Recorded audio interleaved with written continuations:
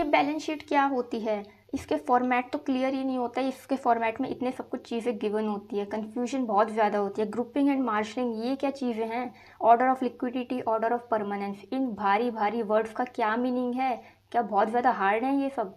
ओफो, क्या आपको भी यही सब डाउट्स हैं और ये सब आपके क्वेश्चंस हैं जो भी हमने डिस्कस करें?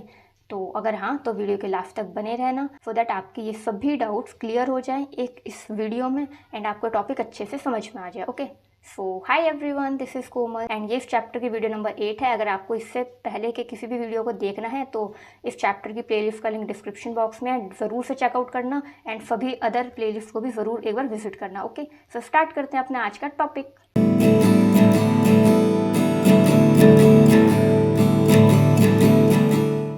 सो गाइस, जैसा कि आप जानते हो हम आज के टॉपिक में डिस्कस करेंगे बैलेंस शीट। सो देखो, हम पहले रफली समझते हैं, ठीक है।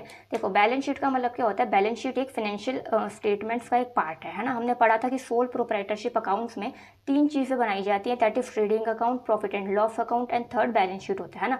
तो बैलेंस शीट क्या है, financial accounts, sorry financial statements या फाइनल अकाउंट्स का एक पार्ट होती है जिसमें ये बनाई जाती है बैलेंस शीट, ठीक है। आपको ये ध्यान रखना है कि जो बैलेंस शीट होती है ना वो कोई अकाउंट नहीं होती, बल्कि वो एक स्टेटमेंट होती है, ठीक है। तो अकाउंट में क्या होता है, हम टॉप साइड पर डेबिट और क्रेडिट जो साइड्स होते हैं वो मेंशन करते हैं ना, राइट।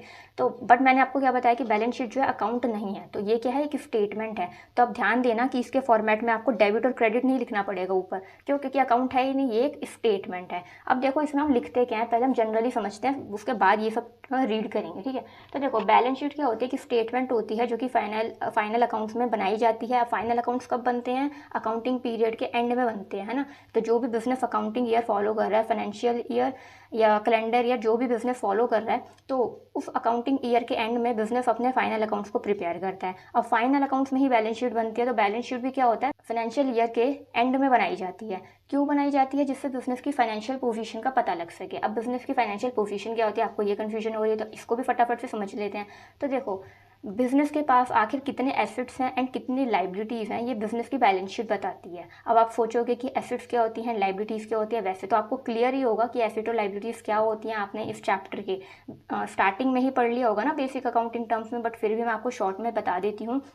एसेट्स का मतलब क्या होता है, एसेट्स का मतलब होता है बिजनेस की संपत्ति। अगर हम होता है ना सरल भाषा में कहें, एसेट्स का मतलब बिजनेस की संपत्ति, यानी ऐसे रिसोर्सेज, ऐसी चीज़ें जो कि बिजनेस को आगे फ्यूचर में बेनिफिट प्रोवाइड करेंगी, बिजनेस की इकोनॉमिक रिसोर्स होती हैं एंड बिजनेस की अर्निंग कैपेसिटी बढ़ाती है ना, उन चीज़ों को बिजनेस की एसेट्स कहा जाता है। फॉर एग्जांपल, बिजनेस की जो बिल्डिंग है, लैंड है, तो ये सब क्या है, बिजनेस की एसेट्स हैं। बिजनेस में मशीनरी हैं, तो वो बिजनेस के प्रोडक्शन में यूज़ हो रही हैं, बिजनेस के जो काम है, मेन ऑपरेशन है, उसमें मशीन्स यूज़ हो रही हैं, तो बिजनेस की अर्निंग कैपेसिटी बढ़ा रही हैं, राइट। तो मशीनरी क्या है, बिजनेस की एसेट्स हैं। तो इन शॉर्ट, बिजनेस की एसेट्स मतलब ऐसी चीज़ें जो कि बिजनेस का इकोनॉमिक रिसोर्स है, बिजनेस को फ्यूचर में बेनिफिट प्रोवाइड करती है, मॉनेटरी बेनिफिट प्रोवाइड करती है ना, एक संपत्ति होती है, और अर्निंग कैपेसिटी भी बिजनेस की बढ़ाती है, वो होती है बिजनेस की एसेट्स। एंड लाइबिलिटीज़ क्या होता है, लाइबिलिटीज़ का मतलब होता है बिजनेस की देनदारियाँ, यानी ऑब्लिगेशंस, यानी सपोज बिजनेस ने किसी से लोन लिया हुआ है, बैंक से लोन लिया है, तो उसको पे करने की जो जिम्मेदारी है, जो देनदारी है ना, वो बिजनेस की लाइबिलिटी है। बिजनेस ने क्रेडिटर्स से उधार में गुड्स खरीदे, यानी सप्लायर से गुड्स परचेज करे हैं क्रेडिट पे, उधार पे, तो उनको आगे पेमेंट करनी है, तो बिजनेस की एक लाइबिलिटी है, यानी देनदारी है, एक सर पे एक ऑब्लिगेशन है कि इनकी पेमेंट करनी है। तो ये होती है बिजनेस की लाइबिलिटीज़, यानी ऑब्लिगेशंस, देनदारी, जिनकी पेमेंट करनी है, चाहे वो लॉन्ग टर्म में करनी हो, चाहे वो शॉर्ट टर्म में करनी हो। तो आई होप आपको अभी तक एसेट्स का मीनिंग क्लियर हो गया होगा एंड लाइबिलिटीज़ का मीनिंग क्लियर हो गया होगा। मैंने आपको शॉर्ट में क्यों बताया, बिकॉज बैलेंस शीट में एसेट्स एंड लाइबिलिटीज़ की हम बात करते हैं, तो इन दोनों का मीनिंग आपको क्लियर होना चाहिए, है ना। बाकी अगर आपको डिटेल में समझना है तो लिंक डिस्क्रिप्शन बॉक्स में है। बेसिक अकाउंटिंग टर्म्स को हमने 1 मिनट की वीडियो में भी कवर करा है मैंने, तो आप उसमें भी समझ सकते हो।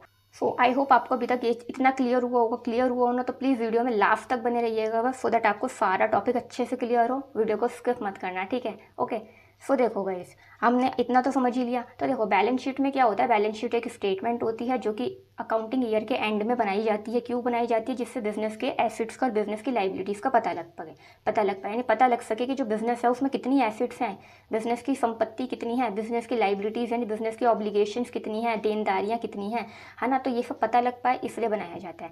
आई होप आपको इतनी चीज़ें क्लियर होंगी। तो देखो, फाइनेंशियल पोजीशन एक इंपॉर्टेंट टर्म है, इसका मीनिंग आप अभी समझ लो, सो दैट जब हम ये रीड करें आपको कोई भी कन्फ्यूजन ना हो। फाइनेंशियल पोजीशन का मतलब यही होता है जो मैंने अभी आपको बताया, कि बिजनेस की एसेट्स कितनी है, बिजनेस की लाइबिलिटीज़ कितनी है, इनका पता लगता है बैलेंस शीट से। तो इसी को हम फाइनेंशियल पोजीशन कहते हैं। देखो इसको रीड कर लेते हैं फटाफट से। सो देखो balance sheet is a summarised statement of assets and liabilities, है ना। मैंने आपको बताया कि स्टेटमेंट है, अकाउंट नहीं है, स्टेटमेंट है। किसकी स्टेटमेंट है? एसेट्स एंड लाइबिलिटीज़ की। Prepared generally at the end of financial year to show the financial position of the business, यानी बिजनेस की फाइनेंशियल पोजीशन को शो करने के लिए, बिजनेस की फाइनेंशियल पोजीशन का पता लगाने के लिए कब बनाया जाता है ये स्टेटमेंट? फाइनेंशियल ईयर के एंड में बनाया जाता है। तो मैंने अभी आपको वही कहा कि फाइनेंशियल ईयर, अकाउंटिंग ईयर के एंड में बनाई जाती है। क्यों बनाई जाती है? जिससे बिजनेस की एसेट्स एंड लाइबिलिटीज़ का पता लग सके, यानी बिजनेस की फाइनेंशियल पोजीशन का पता लग सके। आई होप आपको अभी तक बैलेंस शीट का मीनिंग अच्छे से क्लियर हो गया होगा कि बैलेंस शीट आखिर क्या होती है, फाइनेंशियल पोजीशन का क्या मीनिंग होता है, एसेट्स एंड लाइबिलिटीज़ क्या होती हैं, उसको भी हमने डिस्कस कर लिया। अगर आपको अभी तक ये सब कुछ क्लियर हुआ हो ना, तो प्लीज़ एक लाइक कर दीजिएगा वीडियो को, एंड शेयर करना मत भूलना, ठीक है। सब्सक्राइब आप तब करिएगा एंड में जब आपको पूरा टॉपिक अच्छे से क्लियर हो जाए, ठीक है। सो गाइस, अब कुछ इंपॉर्टेंट पॉइंट है जिसमें आपको भी कंफ्यूजन होती हो कि that is grouping and marshalling होता क्या है। तो सबसे पहले ग्रुपिंग को समझते हैं, ठीक है। तो देखो ग्रुपिंग का मतलब क्या होता है, इसके नाम से क्लियर हो रहा है। ग्रुपिंग यानी ग्रुप जैसा कुछ लग रहा है, यानी इसमें क्या होता है, जो भी सिमिलर नेचर के आइटम्स होते हैं ना, उनको एक कॉमन हेड के अंडर लिख दिया जाता है। इसे हम ग्रुपिंग कहते हैं। फॉर एग्जाम्पल बिजनेस ने जिन जिन सप्लायर से क्रेडिट पे गुड्स परचेज करे हैं, तो वो सब बिजनेस के क्रेडिटर्स हो गए, राइट। बिजनेस ने जिन भी सप्लायर से, अलग अलग सप्लायर से गुड्स परचेज करे हैं क्रेडिट पे, उधार पे, वो सभी बिजनेस के क्रेडिटर्स हैं। तो उन सभी के जो भी लेजर अकाउंट के बैलेंसेज है ना, उनको एक कॉमन हेड के अंडर लिख देना, लाइक ट्रेड क्रेडिटर्स के अंडर उन सबके लेजर बैलेंसेज को लिख देना। ये क्या होता है? ग्रुपिंग। तो ग्रुपिंग का मतलब क्या होता है? सिमिलर नेचर के आइटम्स को एक कॉमन हेड में लिख देना, एक जगह लिख देना, उसे हम ग्रुपिंग कहते हैं। आई होप आपको इसका मीनिंग क्लियर हो गया होगा इस टर्म का, राइट। अब सेकंड है हमारा मार्शलिंग। अब मार्शलिंग का मतलब क्या होता है? मार्शलिंग का मतलब और कुछ नहीं होता। मार्शलिंग का जस्ट मतलब ये है कि आप एसेट्स और लाइबिलिटीज़ को बैलेंस शीट में किस ऑर्डर में लिख रहे हो। किस ऑर्डर में लिखने का मतलब कि आप सबसे पहले लिक्विड एसेट्स को लिख रहे हो और बाद में लीस्ट लिक्विड एसिड्स को लिख रहे हो। मतलब सपोज बिजनेस जो है लिक्विड एसिड्स क्या होता है? जो कि इजीली कैश में कन्वर्ट हो जाती है। Like for example cash in hand. Cash in hand का मतलब हो गया वो पैसा जो हाथ में है, कैश हाथ में ही है, तो वो तो मोस्ट लिक्विड है ना। वो तो ऑलरेडी कैश फॉर्म में है, तो वो मोस्ट लिक्विड है। उसके बाद होता है cash at bank. Cash at bank का मतलब क्या होता है कि जो पैसा बैंक अकाउंट में है, तो बैंक अकाउंट से पैसा विड्रॉ करा जाएगा तो वो कैश में कन्वर्ट हो जाएगा, तो वो भी लिक्विड एसिड होता है। लीस्ट लिक्विड एसिड यानी कम लिक्विड एसिड क्या होता है? जो कि कैश में इजीली कन्वर्ट नहीं होता। लाइक फॉर एग्जांपल गुडविल है, बिल्डिंग है, लैंड है, तो इनको कैश में कन्वर्ट होने में टाइम लगेगा। तो ये होते हैं लीस्ट लिक्विड एसिड। अब फॉर एग्जांपल बिजनेस ने जो है लिक्विड एसिड्स को टॉप पे लिख रखा है और लीस्ट लिक्विड एसिड्स को नीचे बिलो बॉटम में लिख रखा है, तो उस ऑर्डर को कहते हैं order of liquidity. Order of liquidity जो समझ में आ रहा है? लिक्विडिटी का मतलब लिक्विड, यानी हिंदी में इसको कहते हैं तरलता। यानी जो एसिड्स ईजिली कैश में कन्वर्ट हो जाती हैं, मोस्ट लिक्विड होती हैं, अगर उनको टॉप पे लिखा जाता है, और लीस्ट लिक्विड एसिड्स को यानी जो ईजिली कैश में कन्वर्ट नहीं होती उनको नीचे लिखा जाता है। सेम लाइबिलिटी के साथ होता है। ऐसी लाइबिलिटीज जिनकी अर्जेंट पेमेंट करनी है ना, जल्दी यानी कम टाइम में पेमेंट करनी है, उनको अगर ऊपर लिखा जा रहा है। और ऐसी लाइबिलिटीज जिनकी पेमेंट लॉन्ग टाइम में करनी है, लाइक लॉन्ग टर्म लोन है, उनको अगर नीचे लिखा जा रहा है, तो वो क्या होता है? Order of liquidity. यानी आप एसिड्स और लाइबिलिटीज को किस ऑर्डर में लिख रहे हो ना, वो होता है आपका मार्शलिंग। तो दो ऑर्डर होते हैं, that is order of liquidity and order of permanence. तो ऑर्डर ऑफ लिक्विडिटी मैंने आपको बता दिया। अब ऑर्डर ऑफ परमानेंस इसका जस्ट अपोजिट होता है। मतलब अगर लीस्ट लिक्विड एसिड जो कि लॉन्ग टाइम में कैश में कन्वर्ट होगी, उनको टॉप पे लिखा जाए, और जो कैश इन हैंड होता है, कैश एट बैंक होता है, यानी जो मोस्ट लिक्विड एसिड्स हैं उनको नीचे लिखा जाए। और लाइबिलिटीज़ के साथ भी सेम ऐसी, यानी जो लॉन्ग टर्म लाइबिलिटीज़ हैं जिनकी टाइम मतलब काफ़ी लॉन्ग टाइम में पेमेंट करनी है, उनको ऊपर लिखा जाए। लाइक क्रेडिटर्स हैं, बिल्स पेबल है, जिनकी पेमेंट जल्दी करनी है, शॉर्ट टाइम में करनी है, उनको अगर नीचे लिखा जाए, तो इस ऑर्डर को क्या कहते हैं? ऑर्डर ऑफ परमानेंस, ठीक है। तो आई होप आपको इस टर्म का मीनिंग क्लियर हो गया होगा। मार्शलिंग का मतलब क्या होता है? मार्शलिंग का मतलब और कुछ नहीं होता, एसिड्स और लाइबिलिटीज़ को आप किस ऑर्डर में लिख रहे हो। अब फटाफट से डिस्कस करते हैं बैलेंस शीट के फॉर्मेट को, जो कि बहुत ज़्यादा इंपॉर्टेंट है। अगर आपको अभी तक ये टॉपिक और ऊपर वाला टॉपिक क्लियर हुआ हो ना, तो प्लीज़ अब तो सब्सक्राइब कर सकते हो चैनल को, सो दैट आपको आगे भी ऐसे इन्फॉर्मेटिव वीडियोस मिलते रहें, ठीक है। एंड प्लीज़ वीडियो को स्किप मत करना, थोड़ा सा टॉपिक हमारा और रहता है, तो उसमें भी लास्ट तक आप ज़रूर देखिएगा, ठीक है। अब फटाफट से डिस्कस करते हैं फॉर्मेट को। अब देखो ऊपर क्या लिखते हैं? बैलेंस शीट लिखते हैं, और नीचे हम लिखते हैं एज ऑन, और यहाँ पर आपको डेट मेंशन करनी होगी। यहाँ पर आपको ध्यान रखना है कि आपको डेबिट और क्रेडिट नहीं लिखना है, क्योंकि ये अकाउंट नहीं है, ये एक स्टेटमेंट है। यहाँ पर आता है लाइबिलिटीज़, यहाँ पर आती है एसेट्स। तो आपको याद रखना है कि बैलेंस शीट के फॉर्मेट में क्या होता है, जो लेफ्ट हैंड साइड होती है उसमें लाइबिलिटीज़ शो की जाती हैं एंड राइट हैंड साइड पे एसेट्स को शो करा जाता है। ठीक है, तो याद रखना है। आपको याद रखने का तरीका मैं छोटी सी ट्रिक बताती हूँ। देखो लेफ्ट हैंड तो L फॉर लेफ्ट और L फॉर लाइबिलिटीज़, तो याद रखने का ट्रिक हो, लाइबिलिटीज़ लेफ्ट हैंड साइड पर आती हैं और एसेट्स आपकी राइट हैंड साइड पर आती हैं विद अमाउंट। अब देखो सबसे पहले हम लाइबिलिटीज़ को डिस्कस करते हैं। तो देखो सबसे पहले आपका कैपिटल आता है कि कैपिटल यानी बिजनेस में ओनर ने कितनी इन्वेस्टमेंट कर रखी है ना, ओनर ने वो कैपिटल लिखोगे आप, उसका ओपनिंग बैलेंस आ जाएगा इधर। अभी देखो बिजनेस को अगर नेट प्रॉफिट हुआ है तो वो ऐड हो जाएगा। नेट प्रॉफिट या नेट लॉस आता है बिजनेस के P&L अकाउंट से, है ना, जो हमने लास्ट वीडियोस में कवर करा था। तो अगर नेट प्रॉफिट हुआ है तो वो ऐड हो जाएगा और अगर नेट लॉस हुआ है तो उसको आप माइनस कर दोगे, डिडक्ट कर दोगे।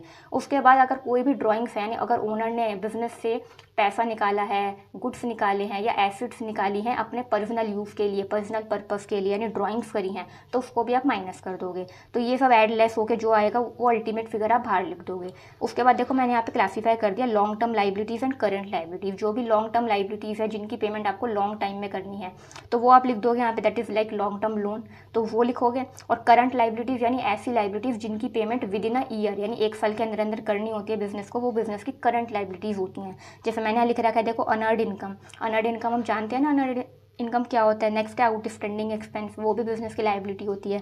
सन्ड्री क्रेडिटर्स, क्रेडिटर्स मतलब वही बिजनेस के लेनदार जिनसे बिजनेस ने उधार में गुड्स खरीदे हैं। सेकंड है नेक्स्ट है बिल्स पेबल, उसके बाद है बैंक ओवरड्राफ्ट। तो ये सब बिजनेस की करंट लाइबिलिटीज़ है जिनकी payment with in a year करनी होती है बिजनेस को। तो आप ये लिख लो, ये हो गई आपकी लॉन्ग टर्म लाइबिलिटीज़, ये हो गई करंट लाइबिलिटीज़। ठीक है, अभी देखो अब एसेट साइड चलते हैं। एसेट साइड भी मैंने ऊपर क्लासीफाई कर दिया है। पहले ऊपर आएंगी हमारी फिक्स्ड एसेट्स। फिक्स्ड एसेट्स मतलब ऐसी एसेट्स जो कि बिजनेस में यूज़ करने के पर्पज से होती हैं, है ना। लाइक देखो गुडविल, लैंड है, बिल्डिंग है, प्लांट एंड मशीनरी है, फर्नीचर एंड फिक्सचर्स है, इन्वेस्टमेंट है long term. Long term investment अगर बिजनेस ने कर रखी है तो वो यहाँ पर आ जाएगी। तो ये सब क्या हो गई, बिजनेस की फिक्स्ड एसेट्स हो गई, राइट। अब नेक्स्ट है हमारा करंट एसेट्स। करंट एसेट्स मतलब ऐसी एसेट्स जिनसे बिजनेस को विद इन अ ईयर फ़ायदा मिलेगा, बेनिफिट मिलेगा, या जो कैश में कन्वर्ट हो जाएंगी एक साल के अंदर अंदर। तो करंट एसेट्स मतलब ऐसी एसेट्स जिनसे बिजनेस को एक साल के अंदर अंदर मॉनेटरी बेनिफिट मिलता है या जो कैश में कन्वर्ट हो जाती हैं इजीली। तो फर्स्ट है हमारा क्लोजिंग स्टॉक हो गया। एक्रूड इनकम, एक्रूड इनकम जानते हैं, हमने पहले के वीडियोस में डिस्कस कर रखा है। उसके बाद है प्रीपेड एक्सपेंस, तो अगर बिजनेस ने कोई भी प्रीपेड एक्सपेंस कर रखा है तो उसका भी बिजनेस को within a year benefit मिल जाएगा। उसके बाद है फंड्री डेटर्स, तो डेटर्स मतलब जिनसे बिजनेस को पैसे मिलने हैं, यानी बिजनेस ने जिनको उधार में गुड्स सेल करे थे वो बिजनेस के डेटर्स हैं, अब उनसे पैसा मिलना है तो वो डेटर्स क्या है, बिजनेस की करंट एसेट है, एसेट साइड आप शो करोगे। उसके बाद है बिल रिसीवेबल, और लास्ट में हमने लिखा कैश एट बैंक और कैश इन हैंड। सबसे ज़्यादा लिक्विड एसेट कौन सी होती है आपकी, cash in hand. Cash in hand का मतलब यानी आपके हाथ में जो पैसा है तो वो तो कैश की फॉर्म में है ना ऑलरेडी, तो वो मोस्ट लिक्विड होता है ना। कैश एट बैंक भी लिक्विड होता है, लीस्ट लिक्विड होता है, लाइक लैंड है, बिल्डिंग है, ये लीस्ट लिक्विड होता है। तो ये हो गया आपका एसेट साइड का। अब आप देखो, अगर आप ध्यान दो तो ये हमने बैलेंस शीट के जो भी एसेट्स और लाइबिलिटीज़ हैं उनको कौन से ऑर्डर में लिख रखा है, हमने ऑर्डर ऑफ परमानेंस के में लिख रखा है। यानी जो भी फिक्स्ड एसेट्स हैं, जो लीस्ट लिक्विड हैं उनको ऊपर और जो मोस्ट लिक्विड हैं उनको नीचे लिख रखा है। इसी तरह जिनकी पेमेंट बाद में होनी है उनको पहले लिख रखा है, और जिनकी पेमेंट अर्जेंटली कम टाइम में होनी है, इमीडिएटली होनी है जिन लाइबिलिटीज़ की पेमेंट, उनको हमने नीचे लिख रखा है। तो ये हमने बैलेंस शीट में एसेट और लाइबिलिटीज़ को कौन से फॉर्म में, कौन से ऑर्डर में लिख रखा है, ऑर्डर ऑफ परमानेंस में लिख रखा है। ठीक है, तो क्योंकि जनरली आपके क्लास 11th में यही वाला फॉर्मेट फॉलो होता है, बट मैंने आपको बता दिया कि ऑर्डर ऑफ लिक्विडिटी का क्या मीनिंग है और ऑर्डर ऑफ परमानेंस का क्या मीनिंग है। आप अपनी बुक्स में देखिएगा, बुक्स में आपको दोनों के पूरा डेफिनेशन मिलेगी, आप उसको भी रीड करिएगा अच्छे से, और दोनों का ही फॉर्मेट मिल सकता है, तो आप उसको भी ध्यान से देखिएगा। बट वैसे ही हमने यही ऑर्डर यही वाले ऑर्डर में लिखी जाती है जनरली क्लास 11th में, तो मैंने यही आपको साथ डिस्कस करा है। आई होप आपको ये बैलेंस शीट का फॉर्मेट अच्छे से क्लियर हो गया होगा। एंड आपको ध्यान रखना है बैलेंस शीट में लास्ट में लाइबिलिटीज और एसेट्स दोनों का टोटल मैच होना चाहिए, तभी पता लगता है कि आपकी बैलेंस शीट सही बनी है, कि लाइबिलिटीज़ का टोटल और एसेट साइड का टोटल जो है मैच होना चाहिए। जब मैच हो जाता है इसका मतलब आपकी जो बैलेंस शीट है वो एकदम प्रॉपर मैच हो गई, सही बनाई है। ठीक है, यहाँ पर मैंने अमाउंट के लिए एक्स नहीं डाला हर जगह, ये तो आप खुद ही आपको क्लियर होगा ना कि ये सब चीज़ें यहाँ पर और यहाँ पर उनके अमाउंट आ जाएंगे और दोनों साइड का टोटल आपका मैच होना चाहिए। तो ये हो गया आपका फॉर्मेट। सो आई होप आपको अच्छे से अभी तक क्लियर हो गया होगा। फटाफट से मैं आपको समराइज़ करा देती हूँ। बैलेंस शीट क्या होती है? बैलेंस शीट एक स्टेटमेंट होती है जो कि फाइनेंशियल ईयर या अकाउंटिंग ईयर के एंड में बनाई जाती है बिजनेस की फाइनेंशियल पोजीशन का पता लगाने के लिए कि बिजनेस के पास कितनी एसेट्स हैं, कितनी लाइबिलिटीज़ है ना। क्या और ग्रुपिंग का मतलब हमने समझ लिया, मार्शलिंग का मतलब हमने क्लियर कर लिया। मार्शलिंग मतलब कि एसेट्स और लाइबिलिटीज़ को किस ऑर्डर में लिखा जा रहा है। वो ऑर्डर दो तरीके के होते हैं, order of liquidity and order of permanence. Last में हमने डिस्कस करा है फॉर्मेट को। अगर आपको ये पूरा टॉपिक अच्छे से क्लियर हो गया होगा, जितने भी हमने टॉपिक्स को मतलब सब टॉपिक्स को कवर करा, ये पूरा टॉपिक आपको अच्छे से क्लियर हो गया हो तो प्लीज़ वीडियो को लाइक करना, शेयर करना, चैनल को सब्सक्राइब करके रख लेना, क्योंकि अब नेक्स्ट वीडियो में हम एक क्वेश्चन करेंगे फुल फ्लैज, जिसमें हम ट्रेडिंग अकाउंट भी बनाएंगे, P&L अकाउंट भी बनाएंगे एंड बैलेंस शीट भी प्रिपेयर करेंगे। तो फुल फ्लैज क्वेश्चन हम नेक्स्ट वीडियो में करेंगे। सो प्लीज़ सब्सक्राइब करके रख लेना सो दैट आप मिस ना करो उस वीडियो को। एंड समझ में आई हो तो प्लीज़ एक कॉमेंट ज़रूर छोड़ के जाना कॉमेंट सेक्शन में, ठीक है। Thank you.